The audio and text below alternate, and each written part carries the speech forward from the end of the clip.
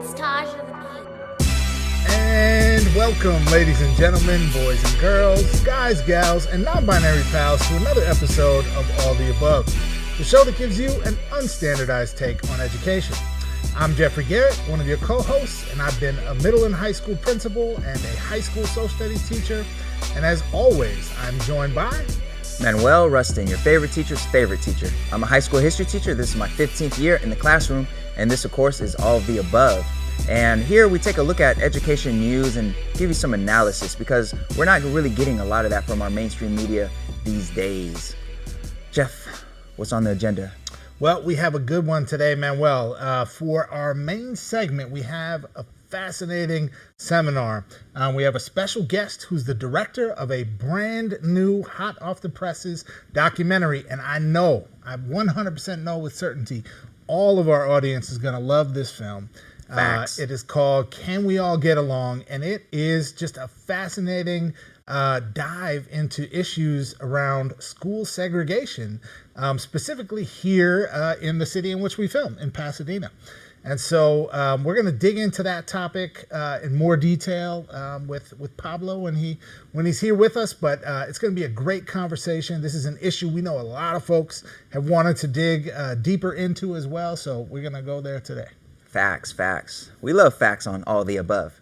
And of course, if you're watching this on YouTube, please remember to hit that thumbs up and subscribe if you haven't already. And if you're checking us out on Facebook, hit that like button, share this with your friends. And if you're listening to the audio podcast, please rate us. Give us your most positive rating possible because we sure do appreciate it. And up next is our Do Now.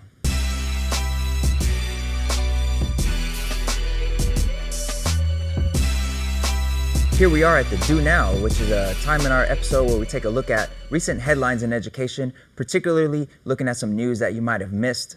Jeff, how are we doing the Do Now today? Well, Manuel, reading is fundamental. Indeed. Vocabulary is key, so we got a lexicon. Ooh, lexicon. Let's get that terminology going. Yeah, get to learn some new words. All right, let's see what the first lexicon term is for today. First term is pathetic. Pathetic, as in Betsy DeVos's rationale for schools needing guns in case of bears. I mean, bears are real pathetic, right? Bears are a real threat, Jeff. I mean, there might be bears, grizzlies. There might be. Yes. Stalking around our schools. Shout out to Betsy. Shout out Betsy. All right, but no, not that kind of pathetic. This pathetic refers to some feedback that a teacher left for one of her students on his math assignment. Say it ain't so. It is so, Jeff. It is quite so. A second grader in Pennsylvania was assigned a math assignment featuring 50 subtraction problems. The feedback he allegedly received from his teacher has garnered considerable attention. Written in red ink above the 7-year-old's work were the words, and I quote, "Absolutely pathetic. He answered 13 in 3 minutes. Sad." Actually, let me read that the way it was intended. Absolutely pathetic. He answered 13 in 3 minutes. Sad. The student's father took to Facebook to voice his displeasure with his son's teacher at Valley View Elementary School. And the teacher is identified as Alyssa Rupp-Bayonek. And a petition has been going around, which has garnered 19,000 signatures so far, calling for her removal. Jeff, what was your reaction to this story about the second grade teacher and her pathetic feedback? Yeah, so I think I had two immediate reactions. The first one was literal, face palm, no, she didn't. She did. Because I can understand the frustration of an educator who's working really hard and you get a piece of work back from a student and you're disappointed in it. And I can even understand the thinking, oh my God, I'm so frustrated. How could this child have only done 13 problems in 3 minutes? We've been working on this all year or whatever. But you just can't write that kind, you literally cannot write that kind of feedback on a student's work. It's insulting, it's inappropriate, it's unprofessional, it's totally unhelpful if your goal is to provide any type of feedback to the student that's going to help them get better at doing subtraction. What also doesn't come through in the reading of what she wrote is the frowny face that was on the paper next to that comment. So my first reaction generally was that. My second reaction after I read her comment was like, it reads like a Trump tweet. It does. These sort of fragmented, like sad. Only 13 in 3 minutes. Sad. Yes. Loser. Right? Yes. I was like, is this the Trumpification of teacher feedback on student work? It might be. You are trying to bring out the trolls yet again. I am. Come see me, trolls. Come see him, me. not I. What I was really thinking about in terms of her feedback, just looking specifically about what she was upset about, I suppose, is he answered 13 in 3 minutes. Now, I'm not a math teacher. I'm not a elementary teacher. This is a 7-year-old, and it just sounds like he was given, I guess, 3 minutes to answer as many subtraction problems as possible. Yes. And I question, as a history teacher who teaches secondary, I question the, I guess, legitimacy and just how beneficial it is to have students race through subtraction problems and put them under this feeling of anxiety. I will push back on that. Push back on that. Particularly at the early elementary level, these exercises are often called like sprints or fluency assessments. So what if a student has some kind of anxieties or like the pressure of having to hurry up? Because that messes me up, and I'm an adult. So I think if your teacher's going to tell you you're sad and pathetic, there's yes, probably and draw a little frowny face. In a better context, the way these assessments are used are not altogether different than the kind of things we do with like flashcards, maybe some of us did as youth, or the kind of things that we even do with like the alphabet, right? And just gaining fluency with with like simple rote mathematical tasks that we should be able to accomplish and recognize really quickly. And so a lot of times in these assessments, there might even be like patterns of questions that give the teacher information about like students' number sense, right? So you might have like 13 minus 3, and then 13 minus 4, and if like a So you're saying the student's work was pathetic then? He didn't answer enough, Jeff? I'm saying it's a valid assessment. We don't need to go down that rabbit hole right now. It's a useful assessment tool, particularly at the early elementary level. So I don't want to critique that's her good to on know. that. I want to say her feedback score is like -1 because it's so bad. It's like the worst feedback I've ever seen. I can imagine what this 7-year-old will be feeling next time he has any kind of math in front of him. Yeah. I mean, well, talk about he destroying. said he was heartbroken. Man. Which I'm sure was not a coached response at all from a second grader. But man. Yes. All right. So there is a counter petition, just to be fair. There are supporters, allegedly, of this teacher. That counter petition has garnered around 900 signatures as compared to the 19,000 in the petition calling for her removal. And that counter petition has her name spelled incorrectly a couple times. We don't really know who's behind it. But yeah, there's folks who think maybe kids are just too soft these days, and I don't know. I guess someone's saying that because somebody's signing this. No, I don't think you fire somebody right off the bat for doing this, but it's definitely like a stern talking to in the principal's office and a letter to file, and like this kind of crazy stuff should never happen again. Stern like, talking to with exclamation points and frowning faces. And it's sad. An adult can take it. An adult can take it. Yes. Maybe. Yeah, I don't know. Exactly. All right, let's move on to the next lexicon term. All right, next term up, Manuel, is tragic. Man, very uplifting terms this time around. So we have pathetic, we have tragic. That's true. And this, and this is a story that is decidedly tragic, and we're not gonna at all make light of this situation. Tell us about this tragic story, Jeff. Yeah, so I think some folks may have heard about this story. It was getting a little bit of buzz on social media, but not a ton, and so we wanted to really elevate it. This story is about a young man named Nigel Shelby, and last month, a 15-year-old high school teenager in Alabama by the name Nigel Shelby died by suicide after being the target of homophobic bullying. He grew up in Huntsville, Alabama, and the organization Rocket City Pride, which is a local LGBTQ pride organization, said Nigel took his life because he was bullied for being gay. There are no words that can be said to make sense of this devastating news. So I think there's a couple of big reasons to bring this up. One is that these kinds of stories are all too common, particularly among LGBTQ youth, particularly among Black LGBTQ youth. Right. And this isn't a topic that we've touched on at great depth, I think, on our show. So, Manuel, what do you think here? Yeah, well, just heartbreaking, but not at all surprising. Like you mentioned, this is a story that we've become all too familiar with. And when we've discussed bullying, I think we had a story discussing bullying after the 2016 election, and people still perceive bullying to be more the hallway, lunchroom, gym type, like roughing up of a kid. But we have to really expand, for those who haven't yet, expand their view and their thinking about bullying, because so much of this also takes place online. And especially in the case where high school is already difficult, being a ninth grader is already tremendously difficult.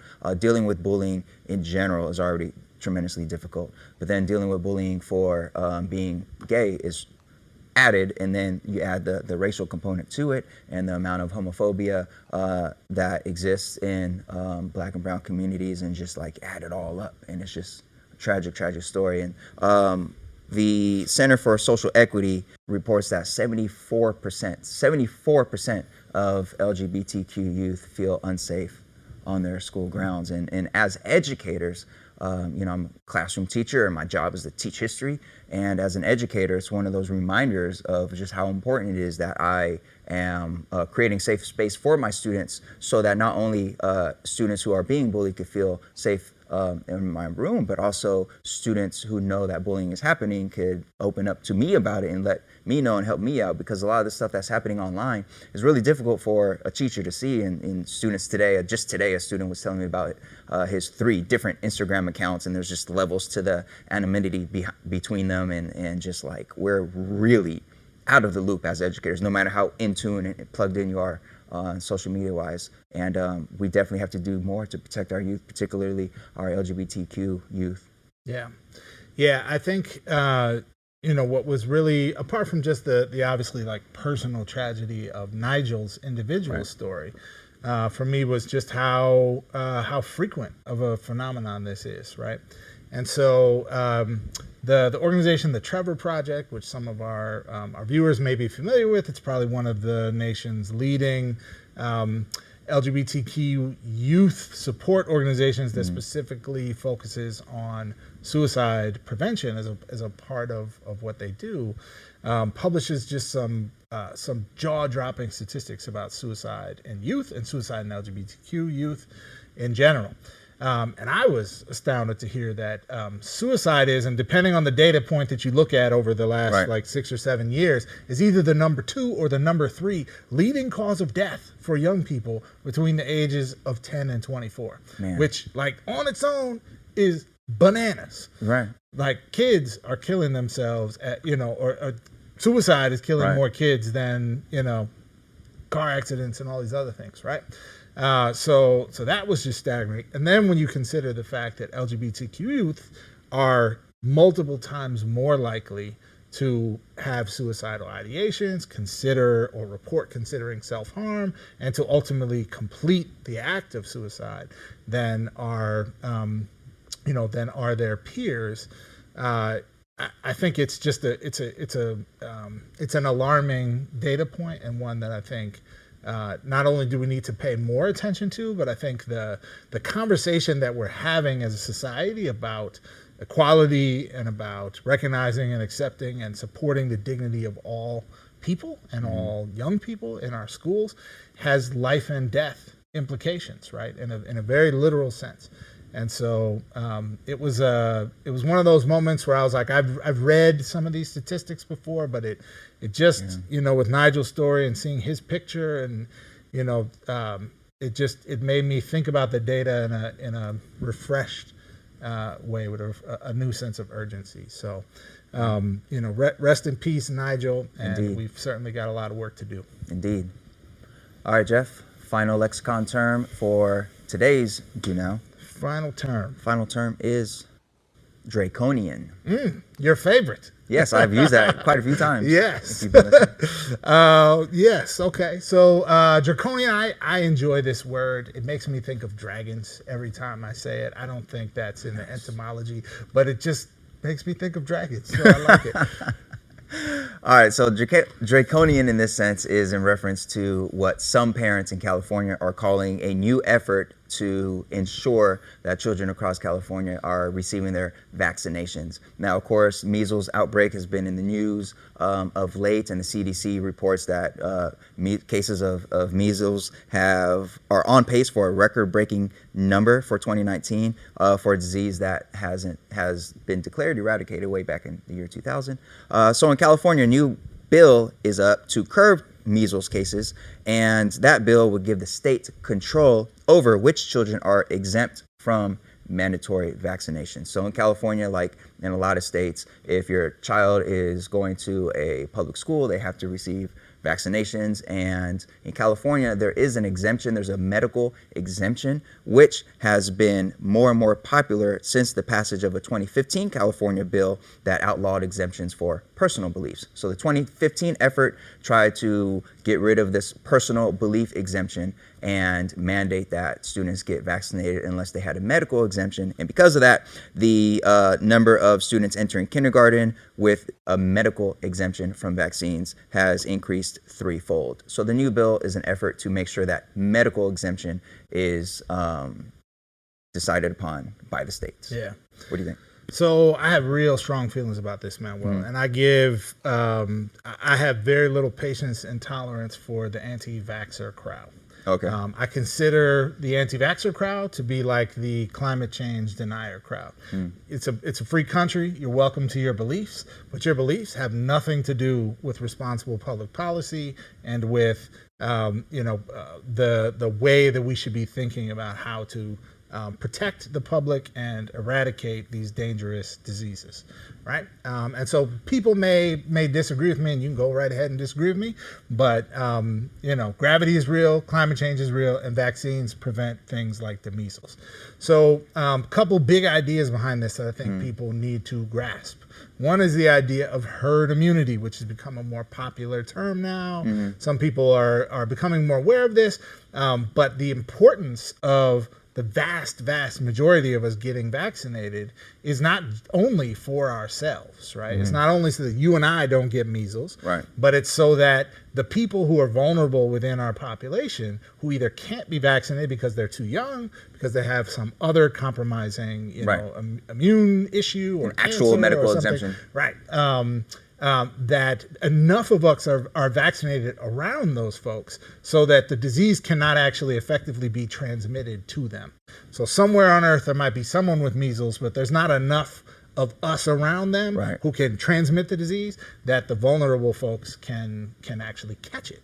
The second thing about this that is crazy to me is people's fears about vaccines that go so deep. And I'm one to be suspicious of chemicals putting into our bodies as well. Right. But it's ironic that people are so concerned and deeply disturbed about thimerosal and the vaccine, and not deeply concerned about getting measles, which is a deadly infection that you have an over 90% likelihood of contracting if you are even in the same room. You walk into a room with someone who has measles and you're unvaccinated, you have a 90% chance of catching measles, over 90% chance. Right. And since you won't know you have measles for like 4 or 5 days, you'll be coughing it up and rubbing it around everyone else for 4 or 5 days, right? So anyways, I'm ranting and pontificating, but you get my point. Get your vaccines, people. This is not a joke. It's not a conspiracy. Vaccines save lives. Jeffrey Garrett, MD, dropping some science on us. Not an MD. Consult your doctor. Unfortunately, I couldn't hear you over the sound of all the anti-vaxxers flooding our mentions. I'm sorry. I went on a riff. What do you think, man? All that. Since we're having a conversation. Well, I mean, you just took the words where I was going to say all that. The herd thing. All that. Okay. But just so folks know, this new bill would require the California State Health Department to vet each standardized medical exemption form filled out by physicians and create a database of which physicians are filling out these forms to get these medical exemptions. So parents flooded the State House a little while ago to protest this new bill, and one parent at the protest called the bill draconian and called the supporters of it brainwashed. So there you have it. Well, climate change is a Chinese conspiracy, and the earth is flat also. All that. You're welcome to think those things too. All that. All that. All right, folks, that does it for this episode's Do Now. Please chime in the comments and let us know what you think about any of these stories. And please remember to share this with your friends and hit that thumbs up button. All right, next up, we have our seminar.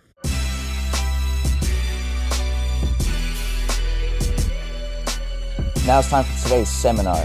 Today's seminar is part 3 of our unofficial series on school segregation. Of course, in episode 3, we talked about school choice as a driver of segregated schooling. And in episode 11, a few episodes ago, Jeffrey eloquently laid out America's long history of school segregation and the production of today's separate and unequal school system. Well, in today's episode, we're going to take a look at one specific high school in Southern California, which serves as a case study for how this has all played out over time. Now, California is often thought of as being progressive and liberal and not having the same level of racial strife as the rest of the country. Well, this film lays out the reality that California does have its own sordid history of school segregation. Now, the film focuses on John Muir High School, which is in the city of Pasadena. John Muir has produced such pivotal figures in the fight for racial equality as Jackie Robinson and Rodney King. Yes, that Rodney King. So how can the story of one specific high school inform our national discussion of school segregation and efforts to integrate? Well, to help us answer that question, we have joining us today Pablo Morales, who is the creator of a new film, Can We All Get Along? It's a fantastic documentary that explores Pasadena's complex history around race and segregation and the public school system. The film weaves together fascinating stories from alumni, from administrators, one current teacher who shall go unnamed, and civic leaders from John Muir, and helps us kind of unpack this issue of the funding, the support of excellent integrated schools here in California.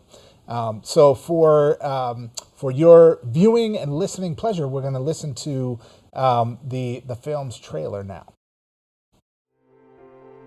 For much of America, desegregation was a traumatic experience. But I went to school in Pasadena, California, where things worked out differently. I went to John Muir High School on the west side of Pasadena, and though it wasn't perfect, for the most part, we all got along. That you're able to go to games and to see generations, that's very, very unique. I don't think that we have the same story as most of the high schools. The most extensive busing program ever undertaken in a city outside the South began in Pasadena, California. The year before busing, my local elementary school was almost entirely black. I would attend a year later. This is my class. We all grew up in an environment where integration was our norm.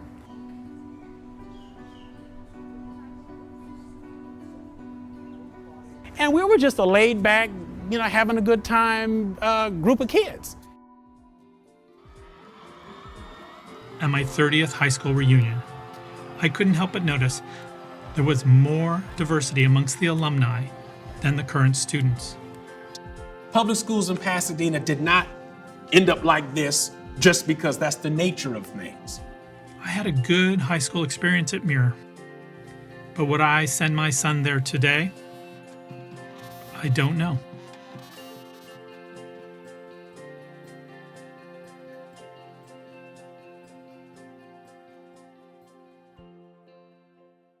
Okay, we're here with filmmaker Pablo Morales, whose new film, Can We All Get Along?, is now available for viewing. We'll link that up on the website. It's getalongfilm.com. getalongfilm.com. Now, Pablo, let's begin with, how about you tell us a little bit about the setting of this film? So it's Pasadena, John Muir High School. Right. Give us a little bit of idea of what we're talking about. Well, John Muir High School was the second high school of Pasadena. Pasadena had been this very wealthy suburb of Los Angeles and had a very prestigious high school. But along with that wealth came this need for labor.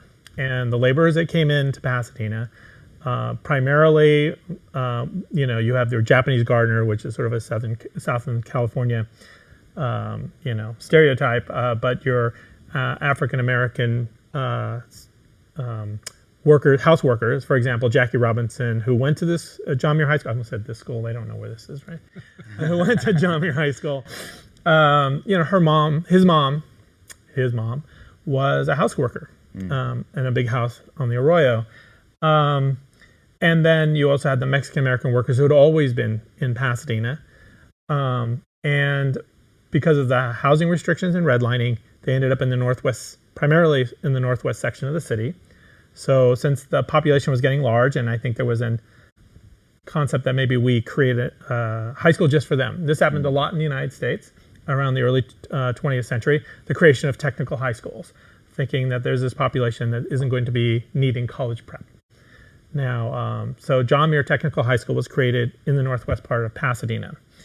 And that's sort of the starting point of the story.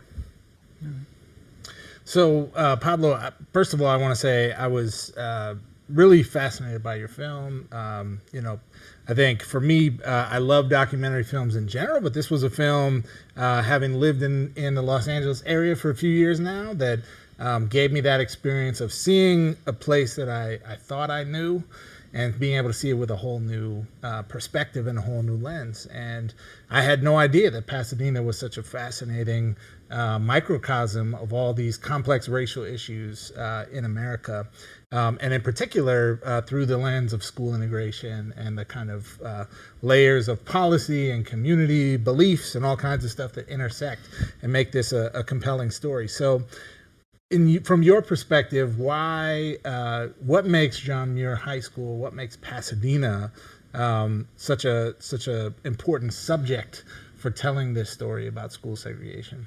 Well, I think initially John Muir High School, because it was still in a majority white city and a relatively wealthy one at that, was immediately integrated. And it was, a lot of people have talked about the 13% rule, where as long as the school stays within 13% minority, that it thrives. What it really means is the money stays there. But there was a sense that because this was the school that had minorities, that it gave within the city itself, it was seen as that other school, the lesser of the two schools. And what ended up happening is when the demographics started to change up and through the 1960s, especially, which was an era of incredible both demographic and political changes, the school started to edge towards not just 13%, but it was starting to get towards 50%.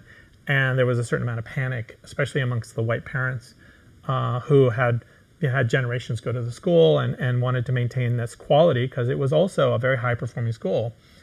And there's a lot of different stories here. There's the stories of the minority students, who many of whom went on to become firsts. We know about Jackie Robinson, but the first female professional athlete who was African American was a John Muir alum. The first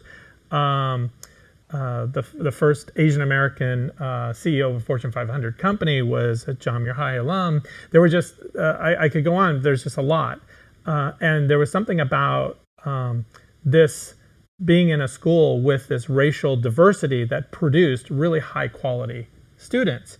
And when the government decided to actually go forward with desegregation programs, Pasadena was the first one outside the South because of this inequity between the two high schools. And it didn't change Muir all that much. It changed Pasadena High School tremendously. And so, but the good part was that, at least during those years, that it was an era coming out of the 60s and into the 70s where we actually believed, whether it's politically or judiciously, that segregation was bad and we had to fix it, that this was a problem in our country and we wanted to do something about it. Then things started to change. And so John Muir became very much a focal point of how we can see how that's changed until now. The demographics in this school, in John Muir High School, have now skewed to what people who deride public schools say an urban school, which is code for there are no white kids left, kind of thing. We actually talked about that in a previous episode. Yeah. Different code words for urban and inner city schools that are no more geographically urban or inner city than schools that are considered not that. This is Muir is a suburban school. So I love how in the film you detail how Muir went from being this quote unquote diverse, integrated setting in the 60s and 70s, and how that was taken apart piece by piece in different ways, from actions from the government, from school choice, to even as recent as great schools rankings and people using online systems to decide on whether or not a school is a school worthy of their child. You named the film "Can We All Get Along," which harkens back to that infamous Rodney King moment during the LA riots. And tell us a little bit about why you chose that as the title for this story of the segregation of John Muir High School. Well, during the riots, I was living in Los Angeles, and I was, I guess initially, as with a lot of people who went through a integrated school from K through 12, I was believing that we were getting beyond race riots. Like, race riots was a thing of the 60s. It was not something in the 90s. And then when I found out that Rodney King had not only grown up in my own neighborhood, but that he had been at Muir the same time I was, just a couple years behind. And it struck me that what he was saying when he said, "Can we all get along?" wasn't some, flippant remark. He was actually remembering his own youth, and it didn't take much, I don't delve into it too much in the film because that's another film entirely, but it didn't take me, I use a simple photograph of him in its 10th reunion, which is a completely, multiracial photograph of friends. Right. And yet he has become an icon of some sort of black, urban, the negative would be the thug, idea. But this kid was a suburban kid who went skiing and went fishing, and he was was an Altadena kid. I mean, if you know Altadena, which is the closest suburb to Pasadena and part of the Pasadena Unified School District. And this kid I knew, and this kid, I mean, if I was up there looking at race riots, and I would say, can't we all get along? I mean, we can get along. That's the point. I did it my whole life, and this is ridiculous. So it struck me that that was an important point, and it was something that was known nationally. In fact, it was known internationally. So it was very, easy for me to find that as emotionally for me, it was a real jumping off point for the film. Yeah, I would say for me watching the film, that was also one of the moments that really resonated because, growing up in the Midwest, I remember, Rodney King at that press conference, and most of what in my context was talked about that moment was this sort of, it was almost a joke, right? Like people thought he's sort of being like buffoonish, or they're kind of manipulating him or some way. But to hear the story behind who he was and what his experience was just completely flipped the kind of narrative that I had been, fed as a young teenager at the time, about who this guy was and what message he was actually trying to communicate there. So one of, I think, several examples in the film of things that kind of give you a very different perspective on stuff that might seem like something you already know well. But I'm interested probably to get your take on, you tell the story in the film of segregation through a very personal lens about like your own child and your own experience as an alumnus of this school. What are some of your takeaways after having embarked on this project about kind of the issues of segregation here as they pertain to like the personal choices that you and other families make? Well, I think one of the startling things that happened, I became a father very late. I was already in my 40s. Most of my contemporaries had already had children and had chosen to go through non-public school, and I know charters are public, but I think they're a second tier. And nobody seemed to put the diversity of the student body of the schools that their children were going to as a priority. It had fallen off in terms of the perceptions of most of my liberal, relatively well-off friends. And that bothered me. And then when it came to my turn to have a child, I had to make that choice too. So I had to really think okay, is this something that is important for parents? And so it's, again, another jumping off point for doing this film was to answer the question, would I send my son to a school that was 90-something% Black and Latino or Latinx? I'm learning how to say that. And that was a really jarring moment, because I suddenly realized that because we had, as a country, as a society, decided that schools that are majority minority are bad, they're lesser than, and we've actually created these systems of grading schools, as you touched on, that take into account very little about what is actually being taught on the campus and what is being achieved on the campus, and is all about rating schools as if they're all equal, you know? So, and I got to spend a lot of time on the campus as I was making this film, and I recognized there are a lot of things that are better about Muir today than when I was here, when it was a racially diverse school. They aren't, the only thing that I think is the children are really not getting is that sense that they are part of a larger community, because the community has turned their backs on them. They did not turn their backs on the community. So I felt that for me, I am not going to participate in the segregation of public schools. I'm going to send my child to whatever local public school that in whichever neighborhood, you know, I am choosing to choose, and racial diversity will be important in my choice, not secondary.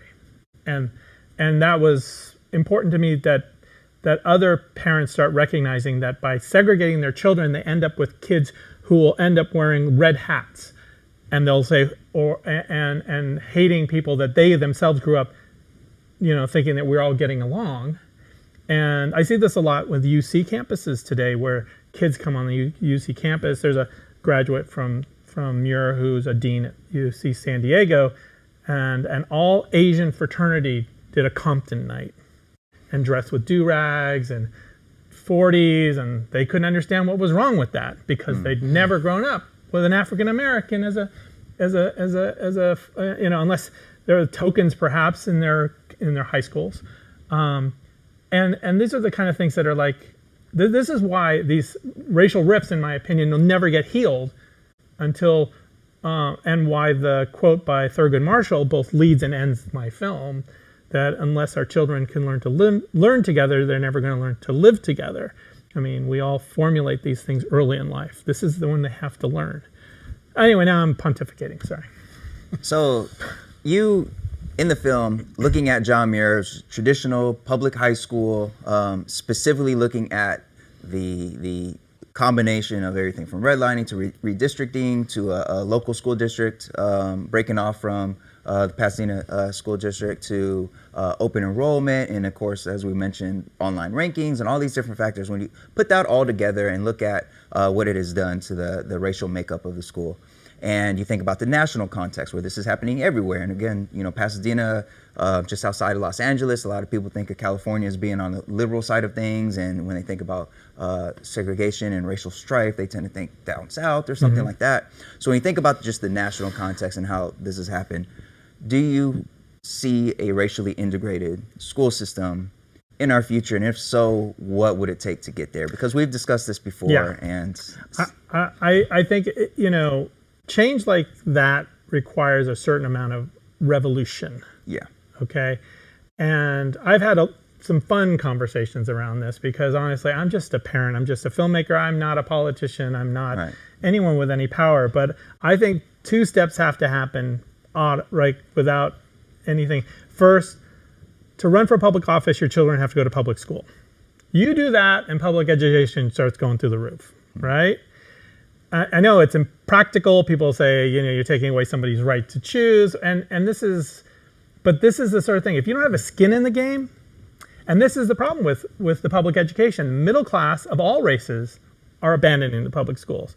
And if the middle class has the clout financially, then you're just creating a place for, you know, I was explaining to a lot of the alumni of John Muir who said, oh, but we were fine. I said, look at that same population that's there now was there always. Those are the kids who don't have the financial privilege of going to a private school or traveling to a better school or buying a house in a better district. This school, John Muir High School, within this community is the best opportunity for them for bettering their lives. That is why public education is foundational to our democracy. And the less we participate, the less chance it has to succeed. So since race, unfortunately, is our biggest sin, and it infects everything we have. So if we're going to try to solve that problem, we have to do things like integrate. There's no segregating and then saying things will just get better on their own. That just doesn't happen. So I don't know if I answered your question, but that's where I ended up. Well, I think so. Part of what I also enjoyed about the film is I think you lay out through this like microcosm of one school and one city, all of the kind of layers that are structural barriers to actually creating the kind of integration that existed for a window of time here in Pasadena and at John Muir High School, but has been kind of systematically undermined since that point. So, the separation, the fragmentation of the school district because a more affluent part of the district incorporates into its own school district. The redistricting within the district and sort of reinforcing greater racial segregation, school choice policies, and all of these kind of layer upon layer of things that sort of tilt the incentives, if that's the right language, heavy in the direction of segregate. But yet you end the film with this sort of compelling personal statement about your own choice, and I think you just alluded to your thinking or explained your thinking on that. Yeah. So I'm wondering, I agree with you, and I think that I'm not yet a parent, but I would like to think that I would make a very similar intentional decision to what you described. I'm wondering though, in the grand scheme of things, is this a viable path for us to actually get to integration? Honestly, it's the only available one currently. The discussion has now gone that where government is not even allowed constitutionally to create desegregation plans. So the idea that the government is going to solve this problem, it's out the window. So it's now really up to the parents. If the parents are willing to make integration a priority, then the monies and the politicians will follow. There's a really good group called Integrated Schools. They have a website, integratedschools.org, where parents from all over the United States talk about how it is that primarily them as white privileged parents can, go against the not just the perception in the greater community, but honestly the hostility of other white privileged parents because they have chosen to send their children to the local majority schools, or they call them world population majority schools. I'm still learning that too. Sorry. And the conversations on their chats are just mind-blowing because for a lot of them, they've never had a truly integrated experience. They just know that it's wrong. Right? From my film's perspective is that I did have that experience. I know that it's beneficial. I see it in my friends. I see it in the reunion that I show in the film. And so for me, it's not theoretical. To me, it's truth. An integrated education makes for better citizens, makes for better people. So, and because the government has punted, it has to be parents. Parents are the only ones who can do this. Yeah. So parental choice. But when we discuss choice in education circles, the discussion tends to go charters and what have you. But you're talking about parents explicitly choosing to send their kids to their local public high schools and integrate their traditional public high schools. Correct. I think choice has to be flipped on its head. Yeah. Choice has been used as an excuse to segregate. Yeah. But if we can turn choice into a movement towards integration and support for communities that are disenfranchised versus just how do I make, it was very well said by a friend of mine who was a hippie in the 60s, but he said, what's wrong with America is that right now everybody thinks what's best for me is best for everybody. But when he was an activist in the 60s, it's what's best for everybody is best for me. And he says, we have to get back to that, because right now we have lost our way. Here. Yeah. I think on that note, I do want to mention briefly, you feature a young-ish history teacher in this film. Yes. Who was only in there for a brief moment, but I think really, I really think he put the cherry on top on otherwise excellent, stellar film. So Pablo, thank you for sharing a bit about your film.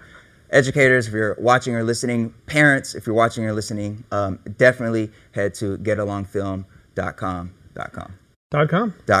and check it out. You won't regret it. It's a excellent film that details the segregation history of one school, but the story of that school echoes throughout the nation and really helps inform our understanding of race and schooling in America today in our modern context. So Pablo, thank you very much. No, thank you guys. I really appreciate it. All right. All right, folks. Next up is Class Dismissed.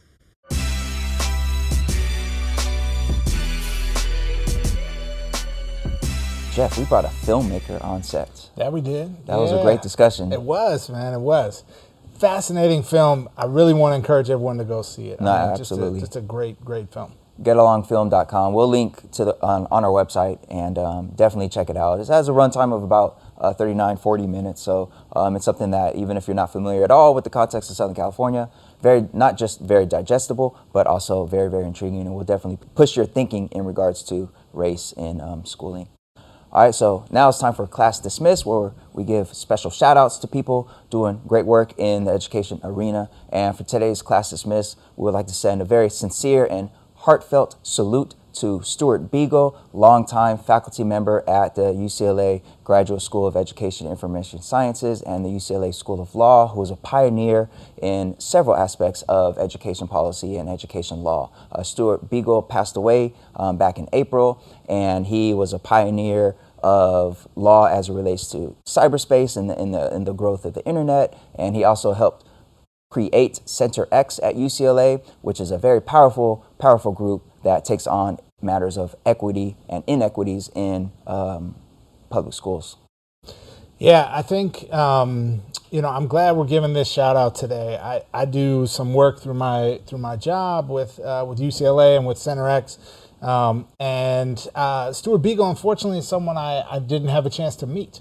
But I know lots of students who've been in his class and faculty who've worked with him, and really never heard anything other than like wonderful, positive comments about the experience of being in his class, about his scholarship. And so I think we lost someone who really gave not only a great career, but a lot of interesting ideas and values to this profession we call education. So our thoughts are with the UCLA community, and certainly rest in peace, Stuart Beagle. Indeed.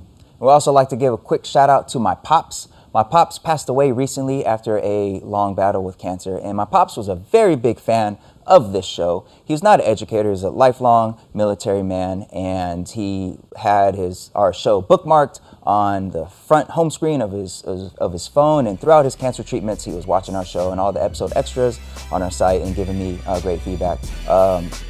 Absolutely best father in the world. So love you, Dad, miss you. And that about does it for this episode of All of the Above. Be sure to subscribe if you haven't already, and we will see you next time.